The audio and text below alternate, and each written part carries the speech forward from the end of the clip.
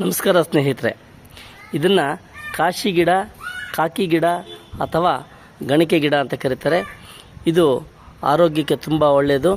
ಇದನ್ನು ಸೊಪ್ಪಿನ ಸಾರುಗಳಲ್ಲಿ, ಚಟ್ನಿ, ಗೊಜ್ಜುಗಳಲ್ಲಿ ಮಾಡ್ತಾರೆ.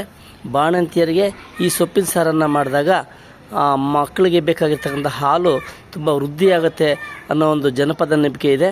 ಇದು ನಿಜನೂ ಕೂಡ ಹೌದು.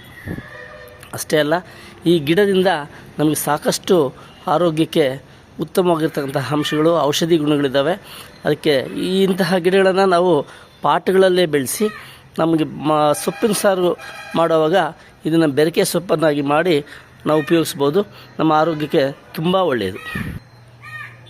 ಇದರ ಎಲೆಗಳು ತಿನ್ನಲಿಕ್ಕೆ ತುಂಬ ಕಹಿ ಇರುತ್ತೆ, ಆದರೆ ಇದು ಬಿಟ್ಟಿರ್ತಕ್ಕಂಥ ಹಣ್ಣುಗಳು ಕಪ್ಪಾಗಿದ್ದು ತುಂಬ ರುಚಿಯಾಗಿರ್ತದೆ. ಇದರಲ್ಲಿ ಪ್ರಸ್ತುತ ಈ ಗಿಡದಲ್ಲಿ ಹಣ್ಣು ಬಿಟ್ಟಿಲ್ಲ. ಈಗ ಸದ್ಯಕ್ಕೆ ಬಿಳಿ ಹೂವು ಮಾತ್ರ ಬಿಟ್ಟಿದೆ. ಹಣ್ಣು ಬಿಟ್ಟಾಗ ನೆಕ್ಸ್ಟ್ ವಿಡಿಯೋದಲ್ಲಿ ಇದನ್ನು ತೋರಿಸೋದಕ್ಕೆ ಇಷ್ಟಪಡ್ತೀನಿ ಸ್ನೇಹಿತರೆ. Thank you very much.